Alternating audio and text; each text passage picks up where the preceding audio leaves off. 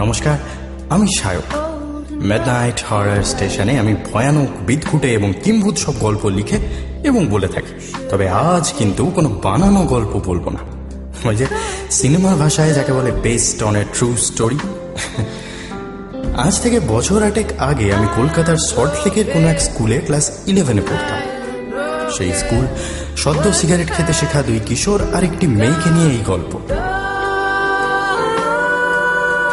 তবে এই গল্পটা ঠিক আমাদের না, শুনতে থাকুন, হয়তো কোথাও আপনার সাথেও মিলে যাবে। মিডনাইট হরর স্টেশনে আজ বিশেষ গল্প, বিরোহিনী।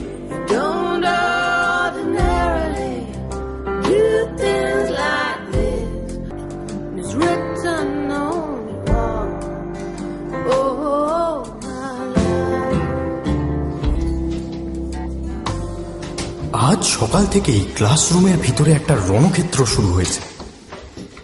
বাঁকা টেরা সরু মুখওয়ালা ভয়ঙ্কর কতগুলো রেখা গিয়ে বিঁধছে কারো মাথায়, কারো বুকে, কারো চোখে।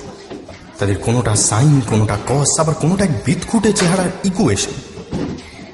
ব্ল্যাকবোর্ডের সামনে উদ্যত চোখ নিয়ে দাঁড়িয়ে আছেন উপেন ঘোষ। এই লিখছেন, এই মুছছেন, স্ট্রেট লাইনকে কেটে কুটে বের করে আনছেন অ্যাকিউট অ্যাঙ্গেল, তাকেও ভেঙে ফেলছেন ভেক্টরে।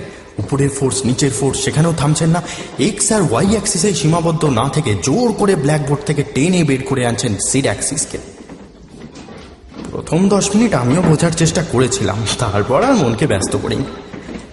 ব্ল্যাকবোর্ডে আছাড় খেতে খেতে চকটা মাঝে মধ্যেই ক্যাঁচ ক্যাঁচ শব্দ করছে। এদিকে আমার অবস্থা ওই চকটার মতো। পাশে হাড়ু খাতা বাগিয়ে বসেছিল। বুঝলাম বোর্ড দেখে খানিকক্ষণ কপি করার চেষ্টা করেছিল, তারপর হাল ছেড়ে দিয়েছে। আমার দিকে ফিরে বলল, মালটা আজ খেপে গেছে। কেসটা কি বলতো? কি জানি বলে সে ভুরু কুঁচকে এক দৃষ্টে সামনে তাকিয়ে থাকলো। আমার বিরক্তি লাগলো। জানলার বাইরের পৃথিবীটা যেন ক্লান্ত দুপুরের রোদ মেখে ঘুমিয়ে আছে। রাস্তাঘাট ফাঁকা, চারপাশের বাড়িগুলো যেন খাঁ খাঁ করছে। রাস্তার ধার ঘেঁষে লম্বা লম্বা গাছের সবুজ পাতায় ঝকঝকে রোদ ছিমিয়ে আছে। সল্টলেকের রাস্তাঘাট এমনিতেই শুনশান। এই নির্জন দুপুরে ফুটপাথে 2-1 ঘুমন্ত কুকুর ছাড়া জনপ্রাণী চোখে পড়ে না। হঠাৎ একটা ব্যাপার চোখে পড়ল আমার। আমাদের ক্লাসরুমের জানলা দিয়ে রাস্তার ওপারের অ্যাপার্টমেন্টের খানিকটা অংশ দেখা যায়। সেখানে চোখ পড়তে দেখলাম ফ্ল্যাটের বারান্দায় একটা মেয়ে এসে দাঁড়িয়েছে। মুখটা যদিও অন্যদিকে ফিরিয়ে আছে, তো বোঝা যায় বয়সে আমাদের মতোই হবে। বোধহয় ফ্ল্যাটটাতেই থাকে। আমি সেদিকে বেশ কিছুক্ষণ তাকিয়ে থাকলাম। বারান্দার রেলিংয়ের উপর একটা কফির কাপ রাখা আছে। সেটাকে হাতে তুলে মাঝে মাঝে ঠোঁটে ঠেকাচ্ছে, তারপর আবার সেটা রেলিংয়ের উপর রেখে কি যেন ভাবছে। পিঠ বেয়ে খয়েরি চুলের ঢল নেমেছে। আমি সেদিকে বেশ কিছুক্ষণ এক মনে তাকিয়েছিলাম।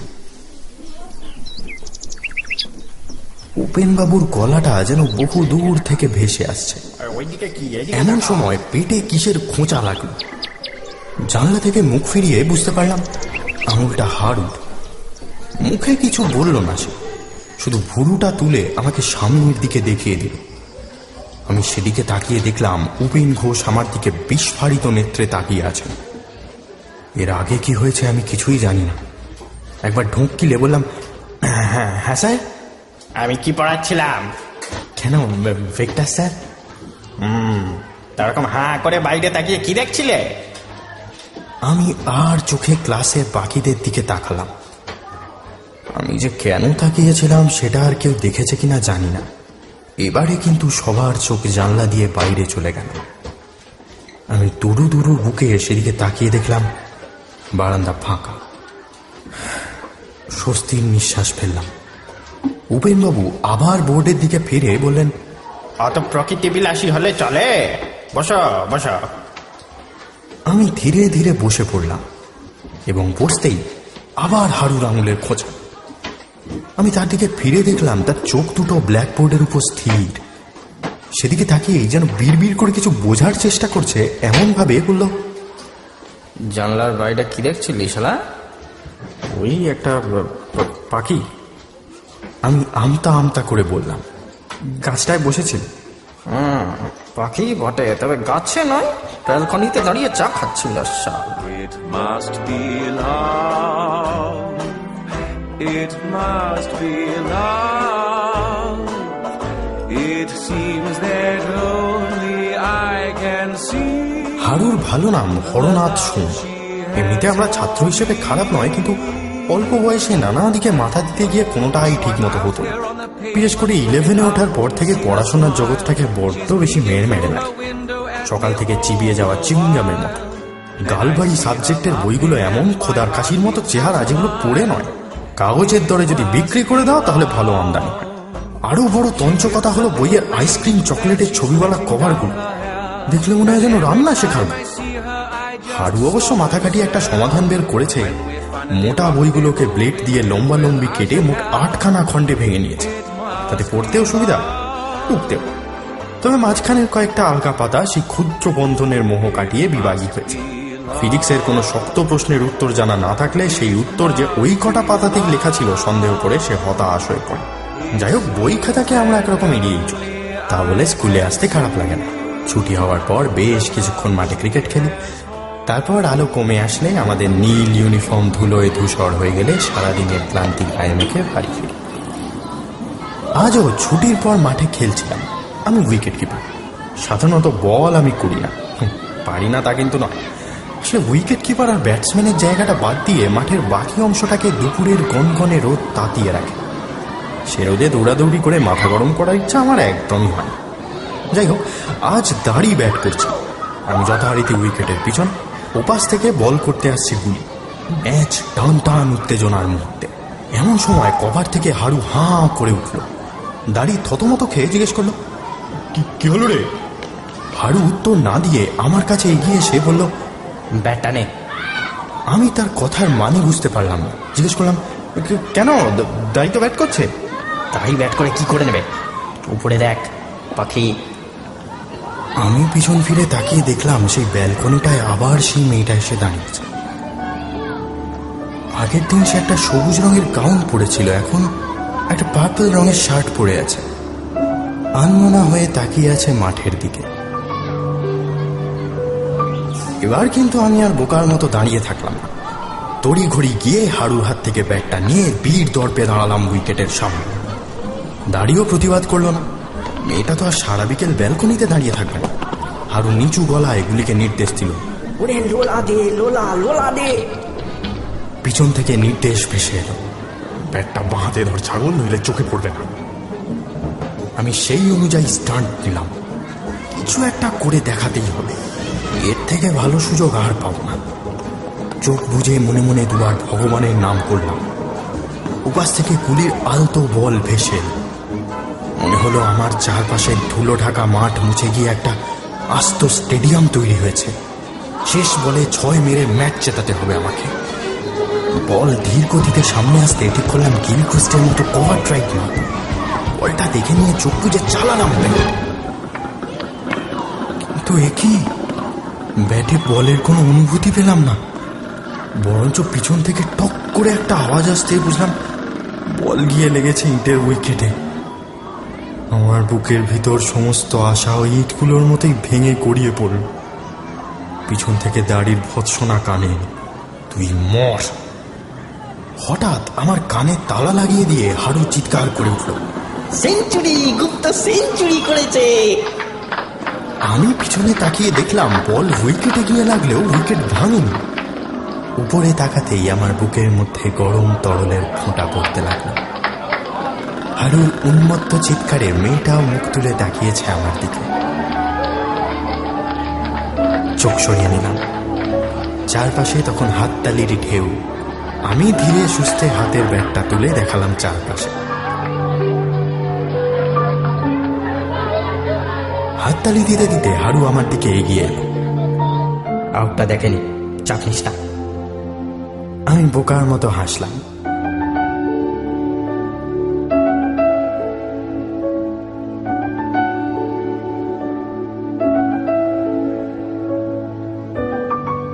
দিন কয়েক গেল, কিন্তু এর বেশি কিছু এগোয় না। বেশিরভাগ দিন মেয়েটা বিকেলে বেরোই না। দুপুরে কখনো কখনো বারান্দায় এসে দাঁড়ায়। সে না থাকলে আমি ফাঁকা ব্যালকনিটার দিকেই ভালো করে লক্ষ্য করি। বেশি বড় নয়, আড়াআড়ি 1.5 মিটারের মতো হবে। দরজার ঠিক পাশেই একটা পুরনো সাইকেল রাখা আছে। রেলিংয়ের এক পাশে একটা ফাঁকা টব, উপরে সিমেন্টের ছাউনি, শুধু রেলিংটার উপর রোদ এসে পড়ে। ফিজিক্স, কেমিস্ট্রি, বায়োলজির ফাঁক খুলে মনটা ওখানেই পড়ে থাকে। ছুটি হওয়ার বেল বাজলেই জানি না কেন মনটা খারাপ হয়ে যায়। ইলেকট্রিক বেলের আওয়াজটা নির্মম তানপুরার সুরের মতো বাজতে থাকে। আমাদের স্কুলটা দোতলা, তবে অনেকটা জায়গা জুড়ে ছড়িয়ে। চারপাশ ঘিরে উঁচু লালচে পাঁচিল, সেটা শেষ হতেই পিচের চওড়া রাস্তা। পাঁচিলের এক পাশে এক ফালি হাঁটার মতো জায়গা, তার ধার জুড়ে ছোট ছোট গাছের সারি। গাছের ফাঁক দিয়ে বিল্ডিংয়ের কাঁচের জানলা দেখা যায়। ছুটির পর ঝাঁকে ঝাঁকে স্টুডেন্ট বাইরে বেরিয়ে এলে স্কাই ব্লু স্কুল ড্রেস, সবুজ গাছ আর লাল পাঁচিল, স্বচ্ছ জানলার রং মিলে এক বর্ণময় জল ছবি তৈরি করে। স্কুলের ঠিক সামনেই একটা মোটা সোটা চেহারার বিহারি লোক নীল রঙের ঠেলা গাড়ি নিয়ে নানান রকম জিনিসপত্র বিক্রি করে। আমি আর হারু তার কাছ থেকে আমরা কিনছিলাম। হারু হঠাৎ কি ভেবে বলল, হ্যাঁ, তোর কাছে মালকড়ি হবে কিছু? আমি আমরার প্যাকেট হাতে নিয়ে বললাম, মালকড়ি কি হবে? ফিনাইল কিনবো। ফিনাইল কিনবি? তারপর? কাজ আছে। তোর শালা তো খবরই কি হবে বলতো? হবে কিনা বল। হারু দিন কতক হলো কেমন যেন রহস্যময় হয়ে পড়েছে। ফিনাইল দিয়ে ঘরদোর পরিষ্কার করা ছাড়া আর কি কাজ হয় কে জানে। আর সে কাজ করার ছেলে তো হারু নয়। আমি আমরার প্যাকেট তার হাতে দিয়ে হাঁটতে লাগলাম। সে কি যেন ভেবে বলল, আমার মাথায় একটা আইডিয়া আছে। থর যদি সেলসম্যান সেজে ফিনাইল বেচতে যাই কেমন হবে? আমি খানিকটা আঁচ করতে পারলাম। সন্দেহের দৃষ্টিতে বললাম, আমাদের যা পড়াশোনার হাল তাতে এমনিতেই তাই করতে হবে। যাই হোক, কোথায় যাবি বেচতে? পাখির বাসায়। বলে সে মুচকি হাসল। ফিনাইল জোগাড় হলো বটে, তবে সেটা আমরা বেচতে যাব সেলসম্যান হিসেবে নয়। কে জানে, এটা যদি আমাদের চিনে থাকে তাহলে মিথ্যেটা ধরা পড়ে যাবে। পরদিন ফিনাইল হাতে বাড়িটার সামনে গিয়ে দাঁড়িয়ে আমার কেমন যেন ভয় লাগলো। কোনো রকমে সিঁড়ি দিয়ে 2 তলায় উঠে এলাম। হারু বেশ যত্ন করে ফিনাইলের লেভেল তুলে দিয়েছে। সেগুলো আমার হাত থেকে নিয়ে একটা ক্লিপবোর্ড লাগানো কাগজ আর কলম আমার হাতে ধরিয়ে দিল। বাইরের দরজায় নেম প্লেট নেই দেখে হতাশ হলাম। দরজায় টোকা দিলাম। টোকার খট খট আওয়াজটা যেন আমার হৃদস্পন্দনের সাথে কোথায় মিলে গেল। পেপারে কি লিখবো নিজেই জানি না। জিজ্ঞেস করলাম, যদি ফিনাইল না কিনতে চায়? এমন সময় ভিতর থেকে হেঁড়ে গলায় প্রশ্ন এলো, কে? গলাটা শুনেই আমি সিঁড়ি দিয়ে নেমে যাচ্ছিলাম।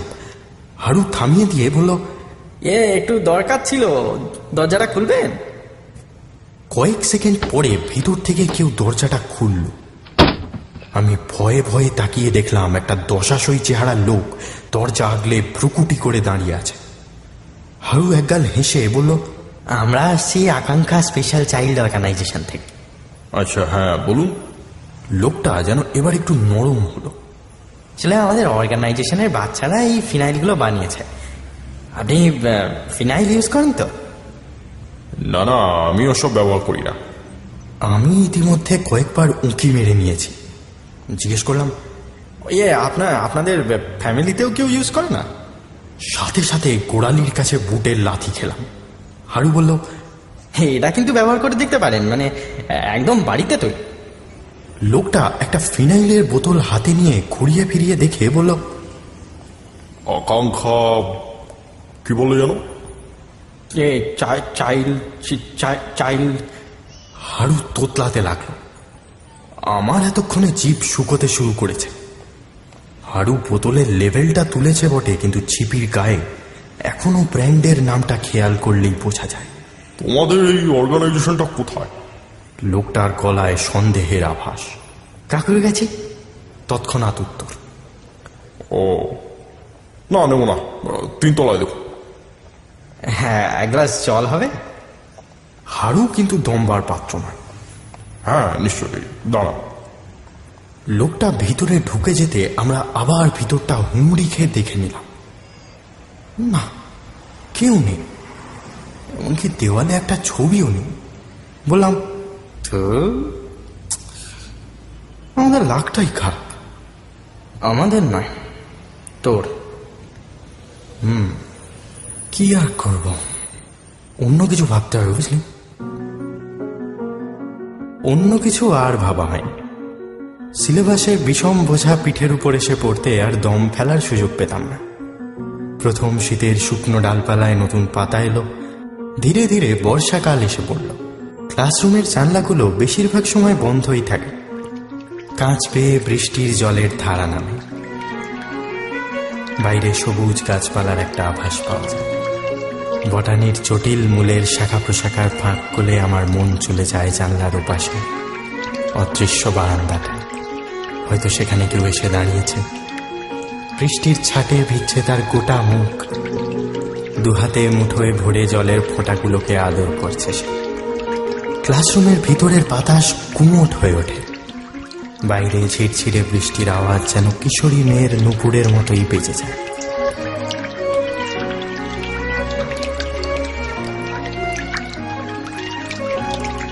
বর্ষাকাল বলে ছুটির পর খেলাটা হয় বটে, তবে মাঠে নয়, স্কুলের সামনে বড় পিচের রাস্তাটার উপরে। এত বড় রাস্তা, অথচ সারা দুপুরে 5টা কি 6টার বেশি গাড়ি পার হয় না। আজ আমরা খেলতে যাইনি, মাঠের এক কোণে বসে দুজনে সিগারেট খাচ্ছিলাম। একটু আগেই মাঠের এক কোণ দিয়ে একটা লোক ইডলি নিয়ে পার হচ্ছিল, তাকে থামিয়ে দিয়ে ইডলি খেয়েছি। এখানে যে বিক্রি হবে লোকটা ভাবতেও পারেনি। হাড়ু প্যাকেটে সিগারেট রাখে না, একটা খবরের কাগজের ঠোঙায় হরেক কিসিমের সিগারেট থাকে, মানে যখন যেমন অবস্থা যায় সেই অনুযায়ী জমতে থাকে। বৃষ্টির আমেজে সে কার্পণ্য করল না, একটা ইনসিগনিয়া ধরিয়ে বলল, শালা আর ভালো লাগে না। ভালো না লাগার কারণ যে কি তার জানতে ইচ্ছা করল না, ভালো লাগে না এটাই জরুরি। সে গাছের গুড়িতে হেলান দিয়ে বলল, এই বেকার মাঠে বসে সিগারেট টানছি, কি আর হলো লাইফ। বলে সে জ্বলন্ত সিগারেটে আর একটা টান দিল। একটু দূরে নিচু গর্তের ভিতর জল জমেছে। আমি একটা ঢিলকে সেখানে ছুঁড়ে ফেলার চেষ্টা করছিলাম। বললাম, হ্যাঁ রে, দাড়ির খবর কি রে? কি আর মেয়েবাজি করছে? মাঠের একধার জুড়ে তখন একটা শান্ত থমথমে ভাব। ঝিরঝিরে বৃষ্টির ফোঁটা একটু একটু করে বড় হচ্ছে, বোধহয় ঝাঁপিয়ে নামত। দূরে লম্বা গাছের ফাঁক দিয়ে ঘোলাটে আকাশটা দেখা যাচ্ছে, তার গা জুড়ে দশাশই লাল রঙের ব্রিজ। মাঠের একপাশে একটা সিমেন্টের ভাঙাচোরা স্লিপ আছে। অন্য সময় স্কুলের বাচ্চা কাচ্চারা তার উপর লাফালাফি করে, এখন সেটা ফাঁকা, চারপাশে কেউ নেই। বৃষ্টির ফোঁটা এবার বেশ জোরে জোরে পড়ছে।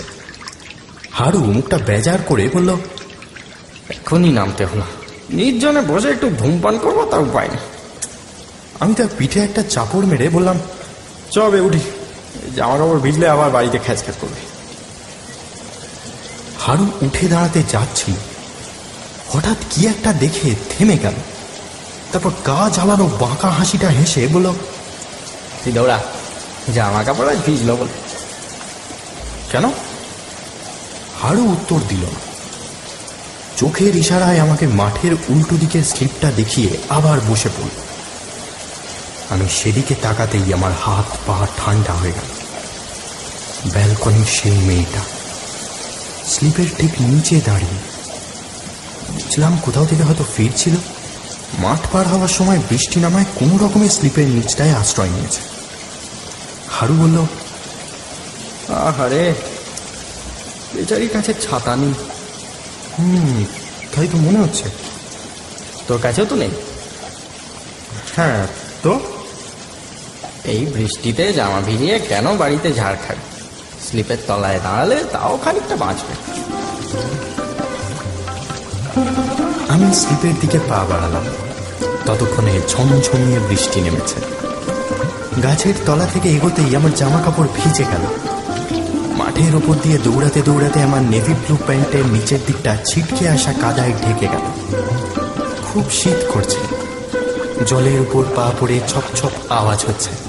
বৃষ্টির অশ্রান্ত ধারাকে আমি সারা শরীরে মাখতে লাগলাম।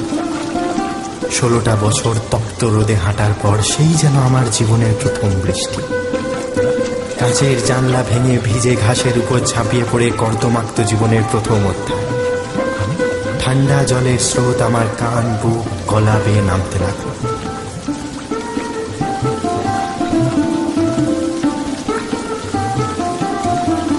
আমি দ্রুত পা চালিয়ে স্লিপের কাছে পৌঁছে গেলাম। মেয়েটা এখনো দাঁড়িয়ে আছে, কিন্তু তাকে আমি ভালো করে দেখতে পেলাম না। বৃষ্টির জলে ভিজে আমার চশমাটা অকেজো হয়েছে, সব ঝাপসা দিচ্ছে। সেটা খুললেও একই অবস্থা। স্লিপের তলাটায় আলো কমে এসছে। মেয়েটা আমার দিকে তাকিয়ে আছে কিনা বুঝতে পারলাম না, তবে আমি ভিজতে ভিজতে এখানে এসে দাঁড়ানোয় হয়তো অবাক হয়েছে।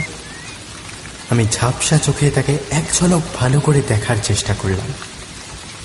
লম্বা চুলের উপরের দিকটা ভিজে আছে, কপাল বেয়ে জলের ধারা নেমেছে, ফর্সা মুখের কোল বেয়ে গড়িয়ে পড়ছে গলায়।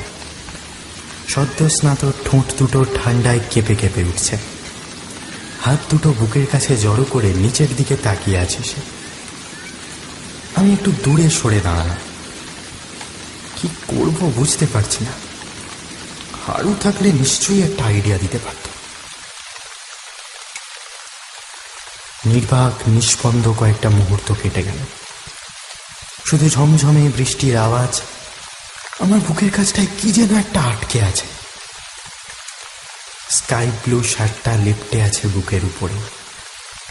এর মধ্যে মেয়েটা দুবার মুখ তুলে আকাশ দেখার চেষ্টা করেছে। বৃষ্টিটা কি কমে আসছে?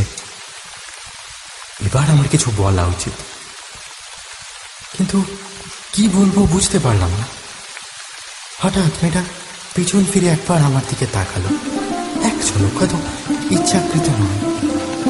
দুটো ভেজা কালো চোখের দৃষ্টি যেন ঠান্ডা হাওয়ার মতো বয়ে গেল আমার শরীর জুড়ে। কোথা থেকে একটা অচেনা গন্ধ আসছে। সেটা ভিজে মাটির না পারফিউমের বুঝতে পারলাম। আমি চেষ্টা করলে হয়তো কিছু বলতে পারতাম, কিন্তু সেই এক ঝলক শূন্য চোখের চাহনি আমার সমস্ত সাহস আর মনের জোরকে অসাড় করে দিয়ে গেল। বাকি সময়টা আমি কাঠের মতো ঠায় দাঁড়িয়ে রইলাম।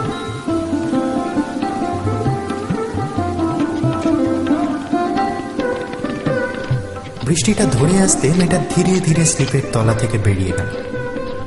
আমি এক দৃষ্টে তাকিয়ে থাকলাম তার হেঁটে যাওয়া পথের দিকে। সে চলে যাওয়ার মিনিট খানেক পরে হাড়ু দাঁত বের করতে করতে এসে দাঁড়াল। কিরে, কথা বললি? হ্যাঁ, বললাম তো। আমি তার কাঁধে হাত রাখলাম। কে বললি? নাম জিজ্ঞেস করলাম। হ্যাঁ, ঠিক রাস্তায় যাচ্ছিস কি না? বিরোহিণী। সেদিন সে নামটা কেন মনে এসেছিল জানি না। আজ ভাবলে বুঝি আমার কিশোর মনে সেই অচেনা মেয়েটির স্থান সেই নামেই জায়গা করে নিয়েছিল। কিসের যেন এক অমোঘ রহস্য তার। তাকে স্বপ্নের আড়াল থেকে বাস্তবে টেনে আনলেই মিলিয়ে যাবে সে। কিসের এক অন্তহীন বিরহে মুখ ফিরিয়ে থাকে চিরকাল, দেখা দিতে চায় না। জেগে থাকে শুধু কিছু খণ্ড মুহূর্তের জল ছবি হয়ে। আমাদের ফেলে আসা স্কুল, সল্টলেকের রাস্তা, জানলার ভেজা কাঁচ, ধুলোয় ঢাকা মাঠ, নীল স্কুল ড্রেস আর প্রথম বৃষ্টির ফোঁটায় কোথাও লুকিয়ে আছে সে। আজও তাকে ভোলা যায় না। সে আমার কৈশোরের ফেলে আসা বিকেলের মুঠোয় ধরা একখণ্ড আলোর মতো। নেই, কোনোদিন ছিলও না, তবু সে চিরন্তন।